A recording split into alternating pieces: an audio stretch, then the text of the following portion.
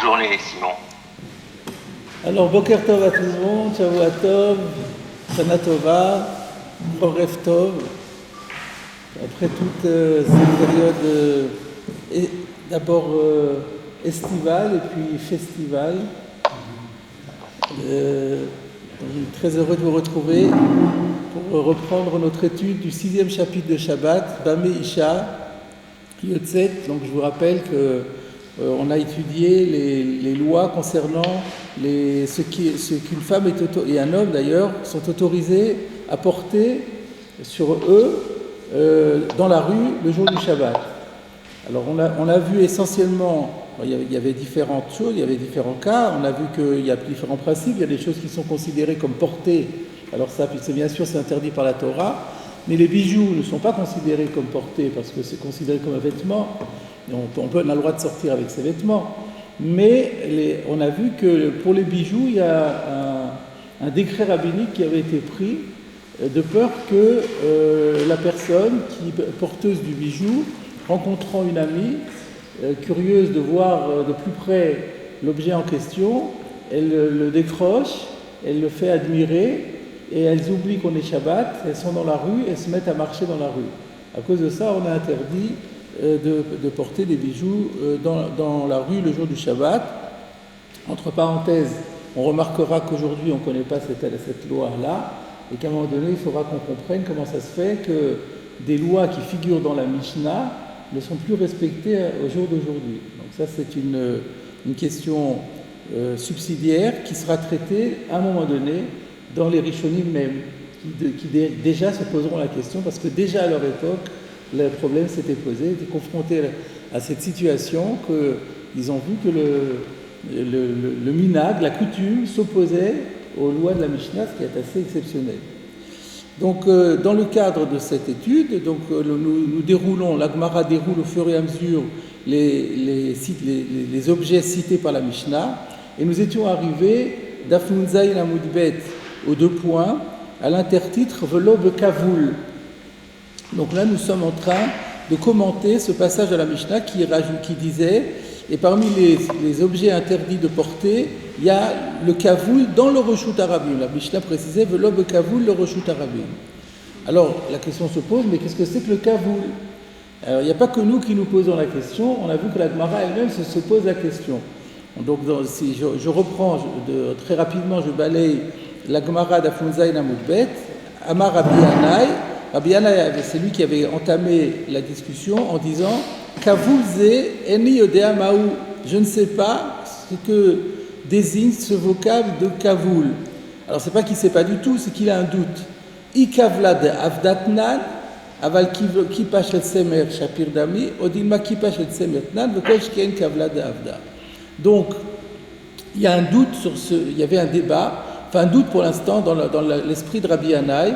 Il y a deux possibilités pour expliquer le mot kavul. Soit c'est kavla de avda. Alors, kavla de avda, on avait expliqué qu'à l'époque, les personnes, les propriétaires avaient le droit de posséder des esclaves cananéens en général. Et donc, pour montrer que la personne, que l'esclave était esclave, il lui faisait porter comment on va appeler ça, un insigne qui devait porter soit au cou, soit sur le vêtement, et qui montrait qu'il était esclave, probablement qu'il portait également les armoiries du propriétaire. On pouvait savoir de qui il était esclave, probablement, bien qu'on ne l'ait pas vu dans le texte. Et là, le problème est, alors pourquoi est-ce que ça serait interdit? C'est certainement pas parce qu'ils veulent faire admirer par quelqu'un, mais c'est l'inverse. Parce qu'on a vu aussi qu'il y a des cas où ça a été, où les Khamim ont interdit, parce qu'on a peur qu'ils l'enlèvent par gêne. Donc là, ça peut être le cas. Si un esclave se balade dans la rue et qu'il rencontre des personnes, et il ne souhaite pas que ces personnes comprennent qu'il est esclave, il risque d'être tenté de retirer son insigne et de le porter dans les mains et de continuer à marcher avec. Et donc, ça serait ça la raison pour laquelle les Khamim l'ont interdit. Alors, est-ce que c'est ça dont parle la Mishnah? Ou alors, ça serait Kippa shel Tsemer, une coiffe en laine Rachi expliquait que c'est la coiffe qui surmonte une première coiffe. Il y avait deux coiffes l'une sur l'autre, et donc là, elle risque de l'enlever pour la faire admirer, mais d'un autre côté, comme elle risque de dévoiler ses cheveux, donc le risque est restreint. Donc c'était ça la question. Alors il avait dit, si on dit que même la coiffe de laine est interdite, a fortiori sera interdit l'insigne de l'esclave. Mais peut-être que la coiffe est permise, parce que comme on l'a dit, on ne risque pas qu'elle le retire pour ne pas dévoiler sa chevelure, et automatiquement, ce dont parlera la Mishnah sera exclusivement l'insigne de l'esclave. Vous venez de dire que c'est une surcoiffe.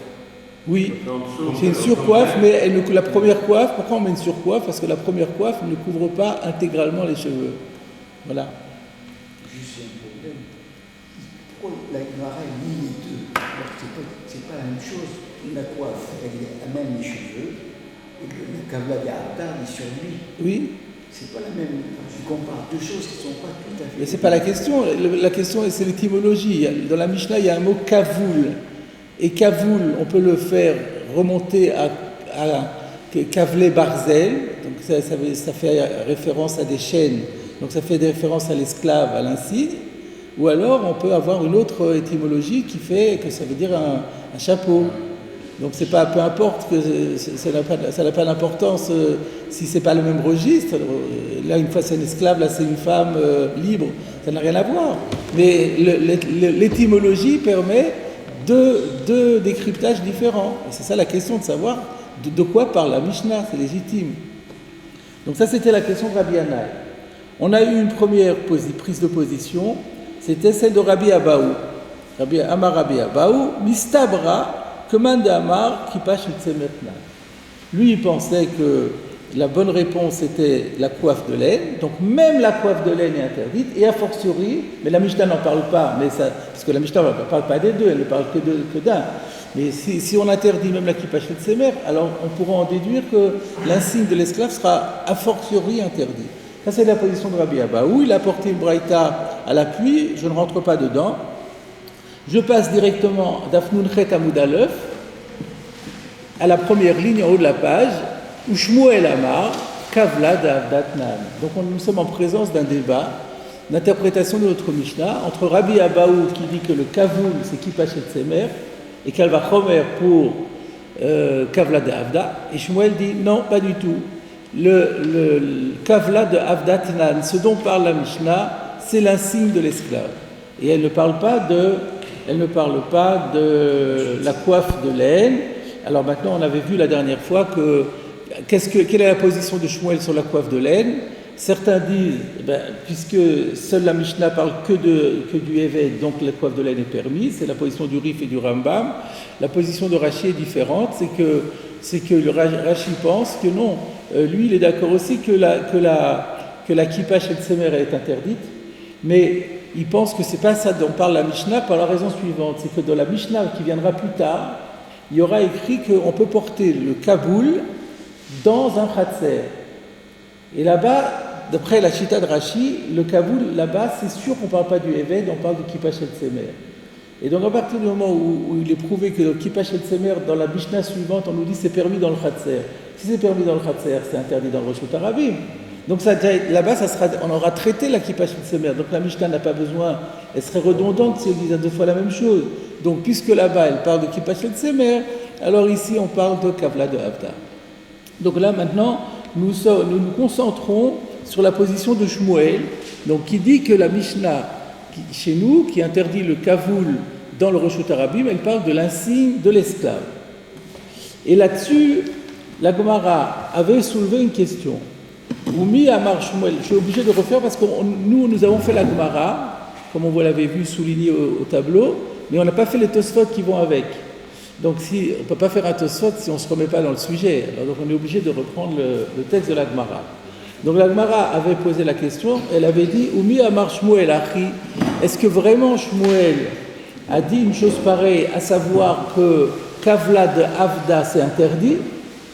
Veha Amar Shmuel, mais pourtant Shmuel a dit par ailleurs Yotse a Eved Bochotam Shebetzavaro Avalo Bochotam Shebiksuto, qu'un esclave a le droit de sortir dans la rue le jour du Shabbat avec l'insigne, on parle d'un sceau, qui se trouvera accroché à son cou. Par contre, il n'a pas le droit de sortir avec un sceau qui est accroché aux vêtements. Et on comprend de la question que la Gemara a compris que notre Mishnah, elle parle du khotam qui se trouve au cou. Donc comment Shmuel peut dire que la Mishnah interdit le sceau de l'esclave sur le cou, alors que lui-même, il a dit que d'après la halakha, un esclave a le droit de sortir avec le sceau qu'il a sur le cou. Une contradiction interne. Et la Gemara a résolu la question en disant ainsi: Lokashia, had avadle rabbe, had avad iou le nafshe. Une fois on parle d'un cas où c'est le maître, rabbé, rav, le maître de l'esclave, qui lui a confectionné ce sceau et qui l'a obligé à le porter, ça c'est un cas. Et l'autre cas, c'est l'esclave qui se l'est confectionné de sa propre initiative. Donc là, il y a un nouveau concept, on fait une différence. Il y a deux situations. Il y a la situation où c'est un insigne imposé par le propriétaire, et l'autre cas, c'est un insigne qui est proposé, dont l'initiative revient à l'esclave. Pourquoi est-ce que l'esclave aurait intérêt à faire ça? Pour se faire bien voir par son maître. Mais il va au-delà des exigences de son maître. Alors, qu'est-ce que ça change? Comment on va résoudre le problème? À savoir, dans un cas c'est permis, dans l'autre cas c'est interdit. Quel est le cas le plus favorable? Le cas le plus favorable, c'est lorsque c'est le maître qui l'a imposé. Pourquoi? Parce que si le maître l'a imposé, nous, qu'est-ce qu'on a dit? La raison pour laquelle on interdirait, c'est que si l'esclave rencontre quelqu'un, il va le décrocher. Oui, mais si son maître lui a imposé de le mettre et que lui, il le décroche, si jamais le maître apprend qu'il l'a décroché, ça va aller très très mal pour l'esclave. Parce qu'il est allé clairement en opposition avec la volonté de son maître. Donc il y a ce qu'on appelle la emat rabo, il y a la crainte du maître qui va le dissuader de le faire. Donc on a moins de risques si c'est le maître qui le lui a imposé. Lorsque Shmuel a autorisé, le chotem chez Betsavaro, c'était un chotem imposé par le maître. Donc là, on peut sortir avec, on est assuré qu'il ne l'enlèvera pas parce que c'est trop dangereux pour lui. Par contre, si c'est lui qui l'a enlevé, le maître n'a rien demandé. Donc il a fait ça pour se faire bien voir, mais si à un moment donné il pense qu'il n'a pas envie de se faire voir comme un esclave, rien ne l'empêche de l'enlever, donc le risque est beaucoup plus fort. Et c'est dans ce cas-là que notre Mishnah interdit. Donc la Mishnah parle d'un cas où c'est l'esclave qui s'est, de sa propre initiative, confectionné l'insigne sur le cou, et par contre, la permission octroyée par Shmuel, c'est dans le cas où il se l'est fait de sa propre initiative. Alors, il y a plusieurs questions. C'est embêtant parce que Shmuel fait un chilouk entre s'il est sur son cou ou sur son vêtement. La Gemara dit non, c'est si son maître l'a fait ou s'il se le fait lui-même. Ce qui fait que Shmuel a fait un mauvais chilouk. C'est-à-dire, c'est pas un mauvais chilouk, vous posez la question dans ces conditions, pourquoi si c'est sur le vêtement, c'est interdit? C'est ça que vous dites. Vous dites que c'est pas logique, c'est votre question. Oui, bien sûr. C'est ça votre question. Est-ce que c'est ça votre question? En disant, à partir du moment où Shmuel permet, sur la base du fait qu'il a peur de son maître, alors on comprend bien que sur le coup ce soit autorisé, mais on ne comprend pas pourquoi ce serait interdit sur le vêtement. C'est ça que vous dites? Un mauvais chilouk, que vous n'entendez pas. Quand vous dites que c'est un mauvais chilouk, peu importe que ce soit sur son... c'est ça. Vous ne comprenez pas la différence. Voilà. Ça va être la question de la Gemara, c'est la question qui suit dans la Gemara. Vous avez sans doute une réminiscence de la Gemara. Donc ça, on verra après. Et donc ça prouve que j'ai bien introduit les choses. Vous aviez une question également? Oui, c'était à propos de ce qu'il a mis lui, de sa propre initiative. Alors nous on s'est dit, du moment qu'il s'est imposé cela, il ne va pas l'enlever. Et pourquoi pas? Il aurait pu ne pas le mettre du tout, il avait le choix. Donc s'il s'est imposé, c'est qu'il y a peu de risques qu'il l'enlève. Personne ne l'a... Non, parce que il veut faire plaisir à son maître. Alors quand il est devant lui, il le met Mais quand le maître n'est pas là, il se dit, bon, moi, je peux l'enlever. Et même si le maître la prend, ben, c'est pas grave, il ne va jamais demander. Donc il veut faire le faillot, mais lorsque son intérêt est dans l'autre sens, il fait ce qu'il veut. Il se sent plus libre, il n'y a pas la crainte du maître. Oui. Il n'y a pas la peur du maître. C'est ça, Dans le premier cas, c'est un triomphe, dans le deuxième cas, c'est un confort. Confort, oui. Oui, on peut dire comme ça, c'est ça. Obligation, confort, ouais. Quand c'est une obligation, on n'y touche pas. Quand c'est par confort, eh ben, on est libre d'y renoncer. Tout à fait. Est-ce que c'est pour marquer la contrainte que la Gemara a choisi de dire chez Betsabao et non pas Adsabao? Non. Ça fait comme dans le Betsabao, il y a une Sahara. Non, sans doute que dans non, il n'y a pas. Non, c'est pas sur le coup nécessairement. Pourquoi vous dites sur le coup? Si vous regardez par derrière, c'est par dessus, mais si vous regardez par en dessous, c'est par en dessous. C'est en dessous. C'est pas plus sûr que sous. Donc c'est au cou. Il le tient au cou, pas ni sur ni sous, mais au cou. Donc avec un bête. C'est la syntaxe qui veut qu'on mette un bête. Comme il est accroché, donc il est sur. Non, pourquoi sur? Autour de. Autour de. Alors, la Gemara pose maintenant la question et elle dit ainsi, et c'est là qu'on a un premier Tosfot à étudier. B'mai ou kimta. Alors, B'mai ou kimta le ha de Shmuel. Dans quel cas as-tu établi l'enseignement de Shmuel qui autorise de sortir avec un insigne au cou, de avad les rabais, Bédé avad les rabais. Donc il y a une correction, pas Dé avad, mais il vaut mieux rajouter Bédé avad. Donc B'mayou Kimta, dans quel cas tu as placé le cas de Shmuel? C'est Bédé avad les rabais, c'est une reprise. Tu as placé le cas de Shmuel dans le cas où c'est le maître qui le lui a fait, qui lui a confectionné. Bechotam shebiksuto amailo. Mais alors, pourquoi lorsque c'est au vêtement, il ne permettrait pas? La peur, elle existe aussi bien quand c'est au cou que lorsque c'est au vêtement. Voilà la question de la Gemara. Avant de voir la réponse, on va étudier le Tosfot. Nous avons ici un Tosfot. V'mai ou kimta leha de Shmuel v'davad le rabbi.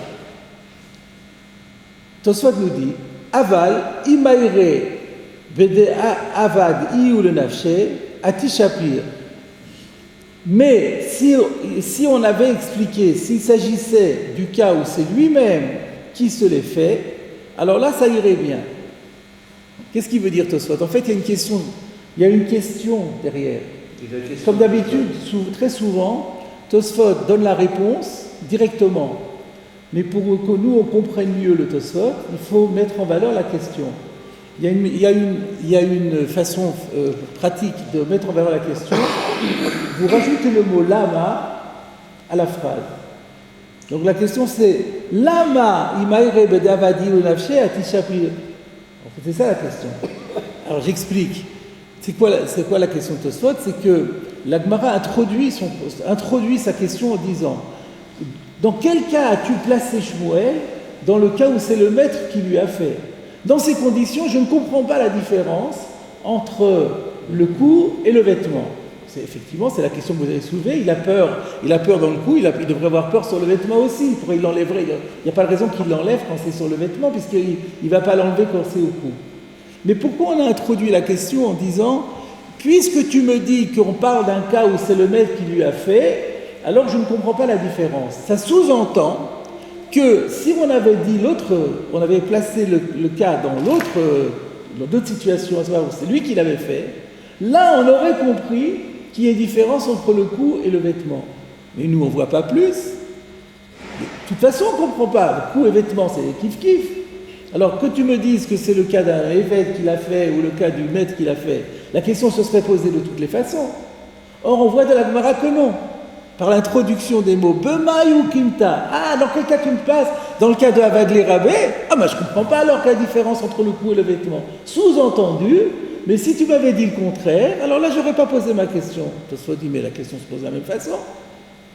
C'était ça le problème de Tosfot, c'est un problème fort.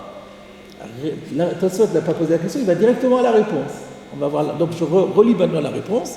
Aval, donc Bomayu Kimta, là de Shmuel, Badavad le Rabbe, Vechule, Aval, Imaire, Badavadi ou le Nafshe. Sous-entendu, mais si tu m'avais expliqué qu'on parle d'un cas où c'est lui-même qui l'a fait, Ati Shapir, là, j'aurais trouvé une explication, Ati Shapir, ça va bien, j'aurais trouvé une explication pour faire le distinguo entre le coup qui est permis et le vêtement qui est interdit. Pourquoi? De Betsavaro, l'eka le mechash, dilma pasikle beyadaï. Parce que, j'aurais pu dire ainsi, que bien qu'on parle d'un cas où c'est lui-même qui se l'est fait, donc il n'y a pas de matrabo. On ne peut plus faire intervenir ici le concept de matrabo, a priori. Mais, néanmoins, on pourrait dire que lorsque c'est au cou, on n'a pas à craindre d'ilma pasikle beyadaï, qu'il va le craquer avec les mains, c'est ça, pasikle, c'est-à-dire il va arracher l'insigne beyadaï avec ses propres mains, que des sheloyavinu aroim shiu eved, pour éviter que les gens qui le voient comprennent qu'il est eved, on ne peut pas craindre qu'il l'arrache avec les mains. Mais pourquoi pas? Ça ne se dit pas pourquoi. Donc ça va faire l'objet d'un commentaire du Tosfot. Il faudrait qu'on comprenne pourquoi on n'a pas cette crainte. Le Tosfot semble nous dire qu'on est à même nous-mêmes de comprendre pourquoi. Donc les mots beyadaïm peut-être nous aident. Il n'y a pas à craindre qu'il fasse directement, qu'il lui-même il arrache de son cou l'insigne pour éviter que les gens voient qu'il est éveillé. Aval Beksuto, par contre, lorsque c'est sur le vêtement, Ika le Mechash, là il y a une crainte. Dilma Mekapel Talito le Ksut Achotam. Le Chassot Achotam. Velo Yeda de Yesh Beze Chiyuv Khatat. Il peut couvrir son cou aussi. Alors, Aval Beksuto, mais si c'est au vêtement, il n'a pas besoin d'arracher. Donc arracher, on n'a pas peur qu'il arrache. Même quand c'est lui-même qui l'a fait, on n'a pas peur qu'il arrache pour des raisons à découvrir. Mais quand c'est sur le vêtement et qu'il veut éviter que les gens le voient, il y a une autre solution. D'ailleurs, qu'on va voir dans la Gemara plus loin. La solution, c'est quoi? Donc dans les mots, Ika le Mechash, il y a à craindre, Dilma que peut-être, Mekapel, il plie Talito, son vêtement, les Chassot Achotam, pour recouvrir le seau, il va plier à l'endroit du seau. Et là, Tosfot rajoute, mais comment il peut faire ça? Pourtant, il va continuer à marcher dans la rue. Donc, s'il fait ça, il porte non seulement le seau, mais il porte le vêtement. On va voir dans la Gemara, on l'avait vu encore avant les vacances, que celui qui prend sa veste et qui la plie et qui la met comme ça sur son épaule, eh ben, ça s'appelle porter, c'est plus un vêtement. Et à ce moment-là, on est chayav khatat, ça, ils sont d'oraïta. Alors Tosfot dit, mais comment on peut craindre qu'il fait ça, que délibérément, il prend sa veste, il la retire, il la plie, il la met sur son épaule, et il se met à marcher avec, mais il va faire un issur d'oraïta. On parle d'un évêque nani qui est soumis au mitzvot. C'est ça qu'on appelle le kapel. Le mot kapel, ça veut dire plier. L'enlever et le mettre sur le cou, bien sûr. Retourner sans l'enlever, retourner l'endroit où il y a l'insigne pour ne pas qu'on voit l'insigne. Non. C'est le kapel, c'est comme le kapel. Non, parce qu'il fait référence à la Gemara, et dans la Gemara, il y a écrit, juste après, Mekapele ou Machikle Akatfe. Alors, sous-entendu, Tosfot, il se réfère à ce que la Gemara dit, mais donc il l'enlève, ou Machikle Akatfe, il le dépose sur l'épaule. Parce que si c'est juste plié comme ça ne s'appelle pas porter, il est toujours habillé. Ouais, mais seulement ça ne marche pas, il ne peut pas faire ça. L'insigne est là, il ne peut pas faire comme ça, mais enfin c'est. Ouais, il pourrait peut-être le faire, ouais.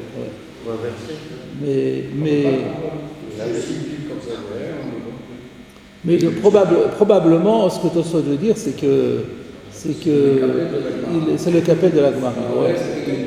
Il l'enlève et ouais. Velo yeda de yesh beze chiyuv khatat.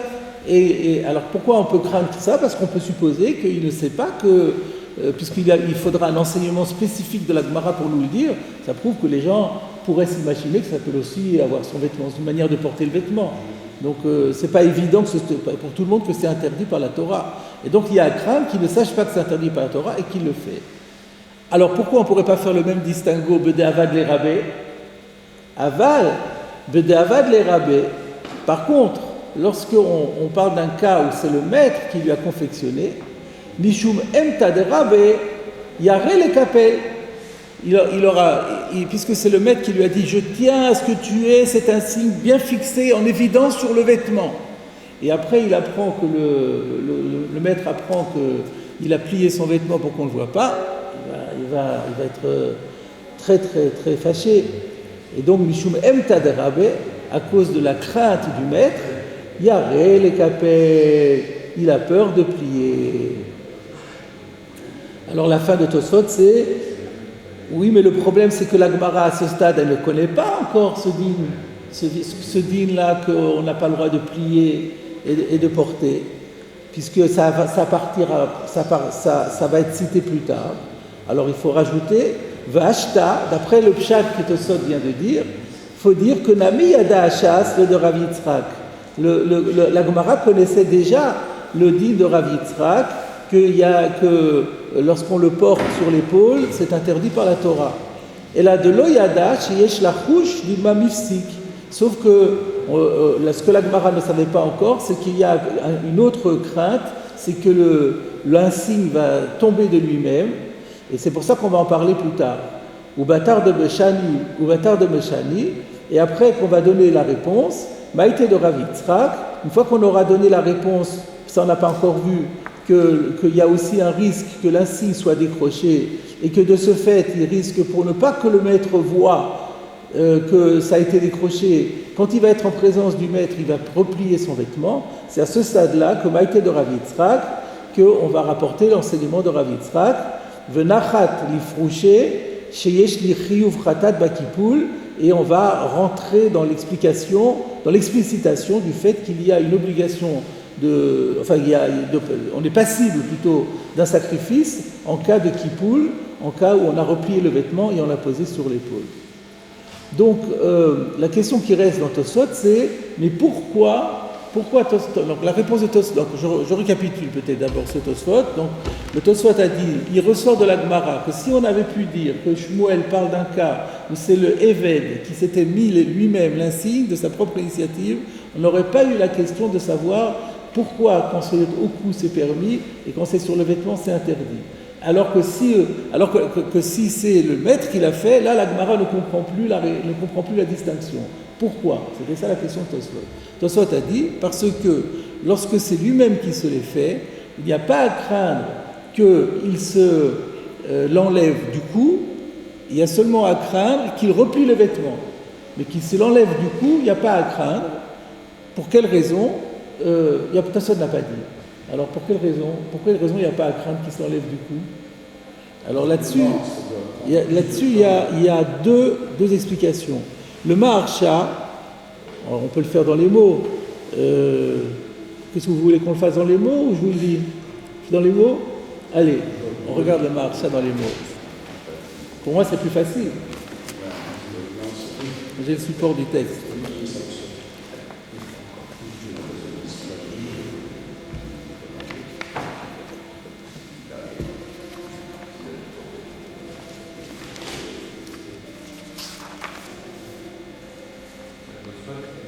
Donc,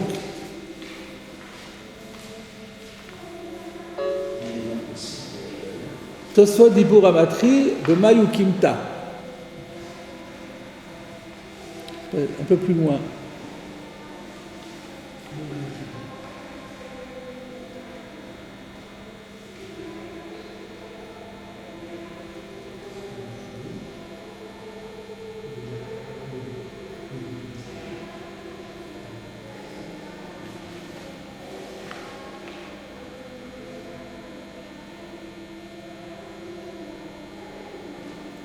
C'est bon. Dibur Amatri de Mayu Kimta v'chule leka le mechash dima pasikle beyadayim v'chule atkan le shono. Donc je vous rappelle la méthodologie du Maharsha. Il prend d'abord le titre du Tosfot, et après il met etc. Donc Tosfot Bedibo Atri Vebayu Kimta Vechoulé, et après il prend le bout de phrase qui demande à être commenté. L'eka le mechash dima pasikle be'adaim. C'est justement le point qui nous faisait problème. Pourquoi est-ce que lorsque c'est lui-même qui se les fait, il n'y a pas à craindre qu'il s'arrache volontairement l'insigne du cou? Réponse du Maharsha. De Bede Avadlei ou le Nafshe. Parce que lorsque, même, je rajoute même lorsque c'est lui-même qui se les fait, Ikana Miktsat Kpeida, il y a quand même un peu de crainte vis-à-vis du propriétaire. Que Moshe Kata à Tosfot le El. D'ailleurs, Tosfot l'a déjà dit plus haut. Donc, c'est pas blanc-noir. C'est-à-dire que c'est sûr qu'il y a moins, la crainte elle est moins forte. Quand c'est le maître qui est imposé et qui désobéit, là c'est une désobéissance, c'est flagrant. Donc ça, là il a très très peur.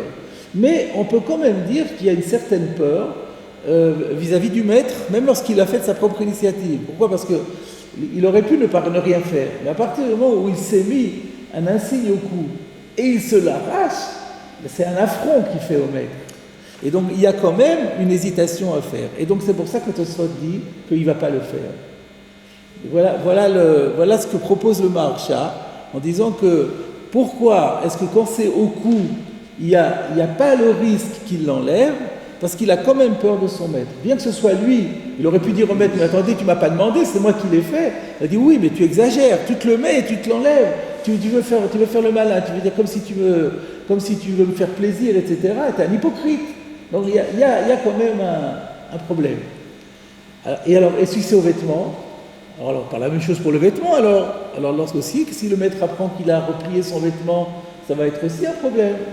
Alors il répond, aval beksuto, par contre quand c'est au vêtement, que chez Yiyem Koupal, lorsqu'il va être plié, lo chayesh aflekpe daktsat. Là, il n'a pas du tout peur, du tout d'une contrariété de son propriétaire. Qui va de Yacholaroto le rabo mokoubar biksuto. Parce qu'il dit, mais de quoi vous parlez? Regardez, il est là, je l'ai, il s'est accroché. Quand c'est au cou, il a enlevé, il ne peut plus le remettre. Et alors là, il arrive à la maison, il a rien sur le cou, il dit, où il est ton truc? Ah, tu l'as enlevé? Ah, ça ne va pas du tout.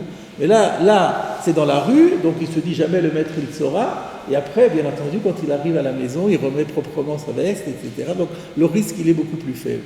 Voilà l'explication du Maharsha. L'hypocrisie, elle est dans les deux. L'hypocrisie, elle est dans les deux cas. Bien sûr, mais la crainte de se faire rabrouer par le maître est beaucoup plus forte dans le cas où c'est sur le cou que lorsque c'est sur le vêtement. Voilà ce que propose le Maharsha. C'est pas très très convaincant à 100%, mais ça s'entend. Il s'avère que nous avons un avantage sur le Maharsha, c'est que nous possédons le Tosfot Arosh, que lui n'avait pas. Le Tosfot Arosh, c'est un Tosfot parallèle à notre Tosfot, dont l'auteur est le Rosh, qui était aussi un Bala Tosfot, mais bien postérieur, et qui, du fait qu'il est bien postérieur, il est plus explicite. Plus on avance dans le temps, et plus on se sent obligé d'expliciter les choses. Alors je vais vous lire le Tosfot Arosh, pour ceux qui ont l'édition Osvadar, ils peuvent le regarder également. C'est ça l'avantage de l'édition de Osvadar, c'est qu'elle a imprimé vers la fin le Tosfot Arosh. Et on va se rendre compte que c'est une autre explication que donne le Tosfot Arosh sur cette différence qu'on fait dans Iyou le Nafshe entre Tsavar et Ksut. Alors, je le lis en entier.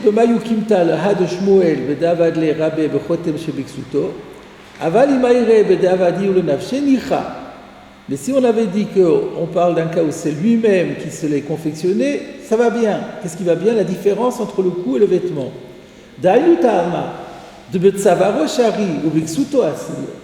Car voilà la raison pour laquelle, si c'est au cou, c'est permis, si c'est au vêtement, c'est interdit.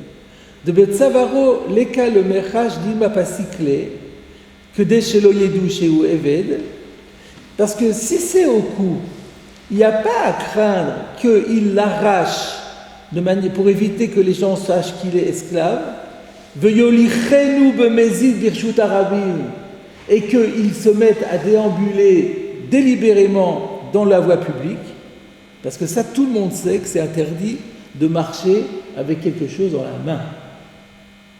Aval, biksuto, asur, dedilma mekapel talito le chasot achotem, vezeu kal lasot, veu eno yodea shesh chiyuv chatat badavar. Alors, et donc, il dit, en fait, on se rend compte de la fin qu'il y a deux différences. Déjà, pasikle be'adaï, ça demande un geste beaucoup plus lourd, beaucoup plus compliqué à faire. Donc déjà, c'est pas évident. Et en plus, et c'est l'argument principal, c'est qu'après, il va devoir marcher avec. Et marcher avec, il sait très bien qu'il fait un issur d'oraïta. Donc le Even n'est pas suspect de transgresser délibérément un interdit de la Torah. Par contre, dans le cas du vêtement, où ce qu'il va faire, il ne va pas l'arracher, il va juste retourner ce vêtement, le mettre sur l'épaule. C'est facile à faire, c'est un petit geste, c'est pas lourd, c'est pas quelque chose de violent. 2, il peut croire que c'est autorisé. Et on comprend, et on se rend compte que c'était bien ça l'intention de Tosfot. Pourquoi Tosfot avait insisté sur le fait que quand il le met sur le vêtement, il ne sait pas que c'est interdit et qu'il le fait de shogeg. Pourquoi il avait dit ça, Tosfot? Ça aurait dû nous mettre la puce à l'oreille. Contrairement au cas du tsavar. Parce que dans le cas du tsavar, il marche avec, et là, il sait que c'est interdit. Tout le monde sait que porter dans la main, c'est interdit. Ce qu'on ne sait pas, c'est que mettre le vêtement sur l'épaule, ça c'est interdit. On pourrait dire que c'est une façon de le porter aussi. Donc voilà, donc en résumé, maintenant grâce au Tosfot Arosh, nous savons que la véritable intention de Tosfot, le distinguo que Tosfot fait entre le cou et le vêtement, il est double. Le cou c'est compliqué à faire, le vêtement c'est facile, mais ça c'est juste en plus. Mais l'essentiel, c'est que si c'est au cou, après il est obligé de transgresser délibérément la Torah, et ça il ne le fera pas. Donc c'est pas qu'il a peur du maître, il n'a pas peur du maître, mais il a peur d'Akadosh Baruch Hu. C'est encore mieux. Alors que quand c'est au vêtement, il ne sait pas que c'est interdit, donc il n'y a pas de problème, et donc il va le faire. Et pas comme le Maharsha qui donnait un autre distinguo, et qu'est-ce qu'il avait dit déjà le Maharsha? C'est qu'il a peur du maître quand c'est au cou, il n'a pas peur du maître quand c'est au vêtement. Ça s'entendait aussi, mais c'est pas finalement quelle était l'intention de Tosfot. Vous voyez? Est-ce qu'on ne pourrait pas dire que sur le coup, il me semble avoir vu ça dans un film, que c'est un collier en métal qui est soudé en quelque sorte, que le maître lui fait, qui est soudé et qui ne peut pas l'enlever. Même les bracelets électroniques, on peut les enlever. Non. Bon. Ah oui. On a vu ça. Il faut un appareil spécial. Il y en a beaucoup, c'est tous les jours dans la presse. Donc non. On peut toujours enlever. Mais ça, l'histoire du métal ou pas, on n'a pas pour l'instant, on n'a pas précisé. Plutôt, Rashi avait expliqué que le cas dont on parle ici, c'est pas en métal pour l'instant. En tout cas, à ce stade, on a compris que c'est plutôt en terre. C'est simplement en terre. Mais on va y venir dans cette histoire, justement. On va y venir maintenant dans cette histoire de... Pourquoi il conserve si c'est en terre? Pardon? Pourquoi il conserve si il a cassé s'il est en terre? Il va le reconstruire? Non, je probablement pas. Pourquoi il le conserve? Ce que vous dites, c'est qu'il pourrait le jeter par terre. Il le casse. C'est pas pour ça s'il ne peut pas le réutiliser. Ça, c'est une bonne remarque, effectivement. Effectivement. Il l'a quand même. Non, mais c'est pour montrer à son maître. Voilà, il s'est cassé. C'est pas moi qui voulais l'enlever pour. Ça, c'est pas logique, parce qu'il peut dire qu'est-ce qui me prouve que c'est pas toi qui l'as enlevé. Non, mais le fait qu'il le ramène prouve sa bonne volonté. Dans la Gemara, on verra plus tard que quand c'est en argile, il n'a aucun intérêt à le ramener. On ne craint pas qu'il le ramène. Alors effectivement, ça c'est une question. Alors est-ce que Tosfot a compris pour l'instant que c'est du métal, ou est-ce qu'il pense qu'il y a toujours une crainte il n'a pas envie de le jeter par terre et j'ai une idée pourquoi.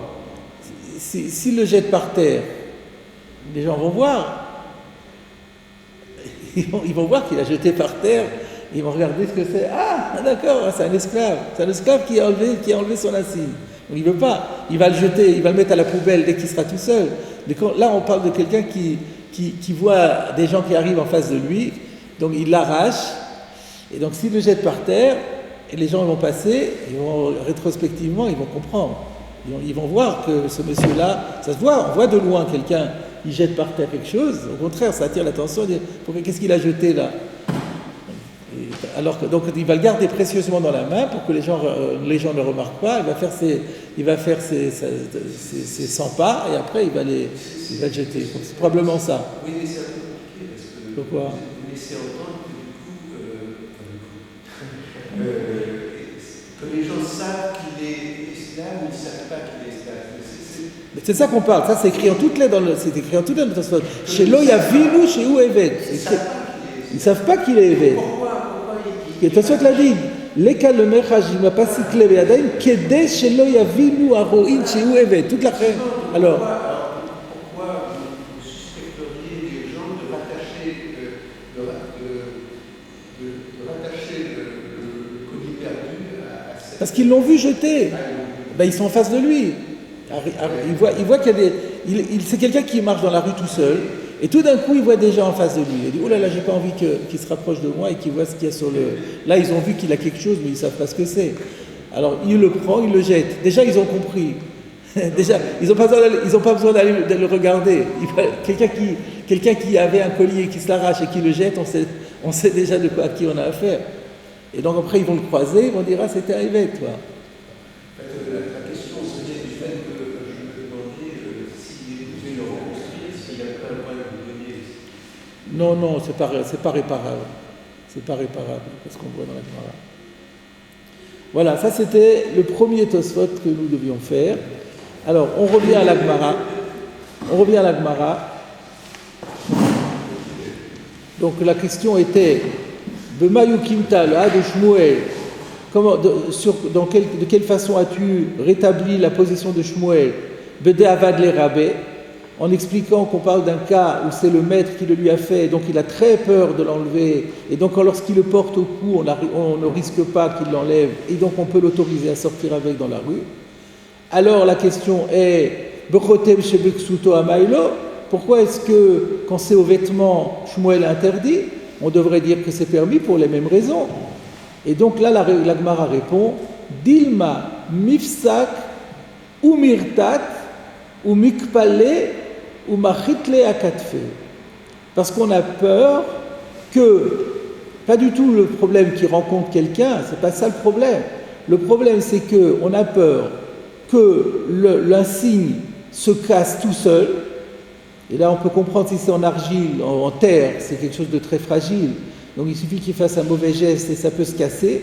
Donc, il y a à craindre que l'objet se casse de lui-même, ou mirtat, et l'esclave va avoir peur. De quoi il va avoir peur? Regardez Rashi. Là, on va refaire les Rashi, même si on les a déjà faits. Mifsak achotam, le seau va se casser, venishbar, il va se casser, ou alors mifsak, ça veut dire il va craquer, venishbar, il va se casser, ou mirtat merabo, il a peur du maître, chez loyomar, chez hu netalo, le heraot beshu, ou le harot bashur, shu ben chorin, pour ne pas que le maître dise qu'il va soupçonner son esclave de l'avoir cassé volontairement, retiré volontairement, pour montrer dans la rue qu'il est un homme libre. Donc c'est ça la crainte. La crainte, c'est qu'il y a eu un accident, que l'insigne se casse de lui-même, et que lui va avoir peur qu'on l'accuse à tort de l'avoir fait exprès. Et pour éviter ça, comment il va y remédier? Je reviens à la Gemara, ou mikpalle, il va plier le vêtement, ou machitle akatfe, et le poser sur l'épaule. Rashi, Mekapelle atalit al ketefav, il va plier le vêtement sur l'épaule, que deshelo yerae makom achotam, pour qu'on ne puisse pas voir l'endroit où se trouve l'insigne, velo yavinu shenafal, et les gens ne verront pas ils ne comprendront pas que c'est tombé. Ils croiront toujours qu'il a toujours son insigne sur lui.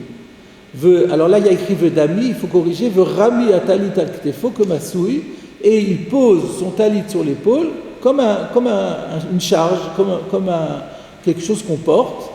Et à ce moment-là, ceci est interdit par la Torah. Je reviens à la Gemara. Que de Rav Yitzhak bar Yosef,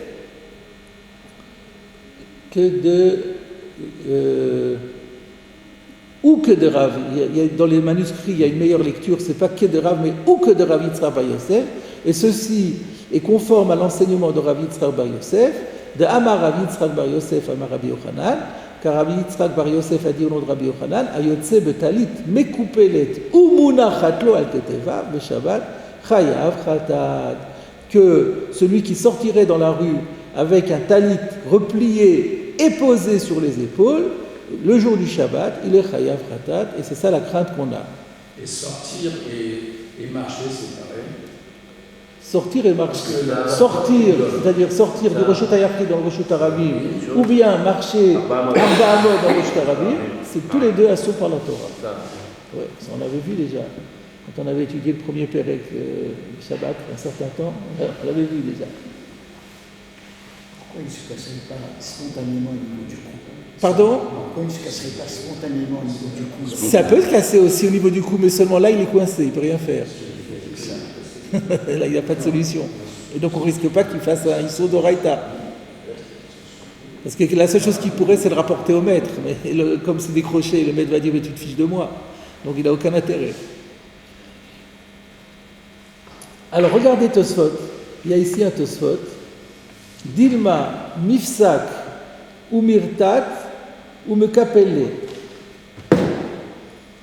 De peur que ça se casse, il a peur et il va le plier. Denichale tfe sheyi mekupal, misheir erabo shenifsak legamre, veyisbor shebemezid pesako limrod bo.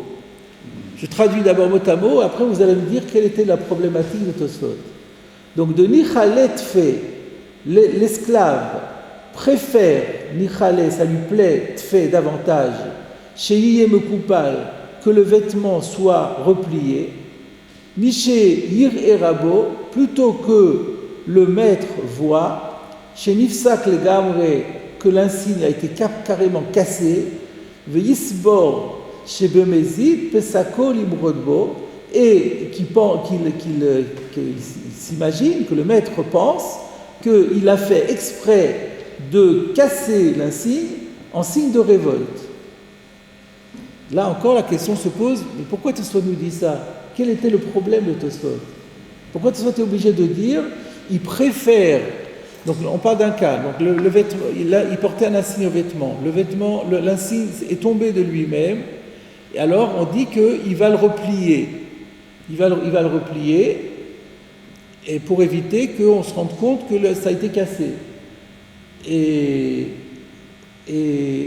en le repliant, il va transgresser le Shabbat parce qu'il n'a pas le droit de sortir dans la rue avec un vêtement plié sur les épaules. Et Tosfot nous dit, il préfère que ce soit plié plutôt que le maître voit que ça a été cassé. Pourquoi il nous dit ça, Tosfot? Qu'est-ce qui dérangeait Tosfot? Voilà la question. Pourquoi il ne va pas voir le maître en disant il est cassé, c'est tout? Pardon? S'il dit au maître il est cassé, c'est tout. Il peut expliquer au maître. Il ne veut pas le dire. Mais le maître, il ne va pas le croire. Le maître, il ne le croira pas. Ça, c'est évident qu'il ne le croira pas. Il a douté, le maître. Quelle est l'alternative à plier le manteau? Là, on parle d'un cas de... Là, on est dans le cas de Avad Iou le Nafché. Non, on est dans le cas de Avad Rabé. Ad Avad Iou le Nafché, Ad Avad le Rabé. Comme il le casse sur le cou, il n'a pas, c'est pas réversible. Il ne peut pas le remettre et dire au maître qu'il y a un problème. Alors que dans le vêtement, il peut toujours dire j'ai eu chaud, je vais l'enlever. C'est pas l'insigne qui doit enlever. Ça vous dit ce que Tosfot dit. Mais pourquoi on est obligé de rajouter ça? Quel était le problème? Quel était le problème que Tosfot avait?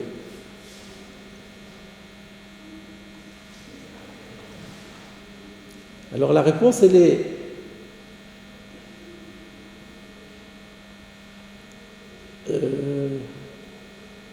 quand on avait un instant, le Khaled fait chier me coupal, dis-moi ici que le tome est m'a fait clair qu'à fait. Dis-moi ici que me tâte ou me capelle.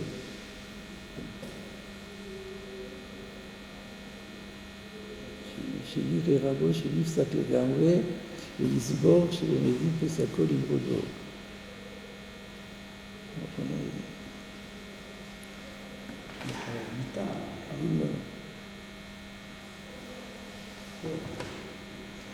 Oui, je pense que la question que Tosfot avait été la suivante.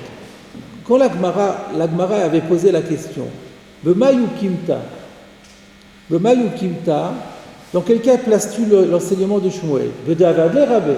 On avait dit que Shmuel a permis au coup, parce qu'il a peur du maître. Et alors la Gemara avait demandé, ben dans ce cas-là, il devrait avoir peur aussi quand c'est sur le vêtement. Donc pourquoi est-ce que pourquoi est-ce qu'on ne le craint pas pour le vêtement? Et la Gemara, elle a répondu quoi? Il peut toujours montrer au maître qu'il a laissé sur lui. Et la Gemara répond, Dilma Mifsak, on a peur que ça se casse. Pourquoi la Gemara n'a pas répondu plus simplement qu'on a peur que si c'est sur le vêtement, il a la faculté simplement de le replier et de le porter? Pourquoi est-ce qu'il a fallu dire qu'on a peur que ça se casse? Pourquoi fallait-il... Comprenez la question en fait, je me pose la question sur la Gemara. La Gemara avait demandé, si tu me dis que quand il a peur du maître, il ne bouge pas. Donc quand c'est au cou, il ne fait rien. Et quand c'est au vêtement, tu interdis de sortir avec le vêtement. Mais il ne fera rien non plus, il a peur du maître. Qu'est-ce qu'on a répondu? Quelque chose de sophistiqué. Oui, mais il peut arriver un cas où ça s'est cassé. Et si ça s'est cassé, alors il risque, pour ne pas que le maître s'énerve, de le replier. Mais il y avait une réponse beaucoup plus simple.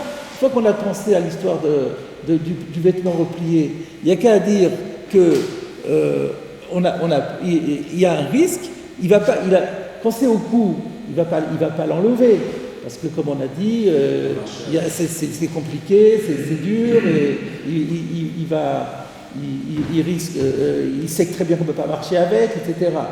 Mais on avait dit sur le vêtement, Tosfot avait dit lui-même que quand on avait posé la question, on pensait enfin, on n'avait pas là dans Avadi ou le Nafché, mais en tout cas, Tosfot avait déjà envisagé cette solution de quand on rencontre quelqu'un, quand le Évêque va rencontrer quelqu'un, et qui lui il porte le vêtement, il n'est pas obligé de l'accrocher, il n'est pas obligé de l'enlever.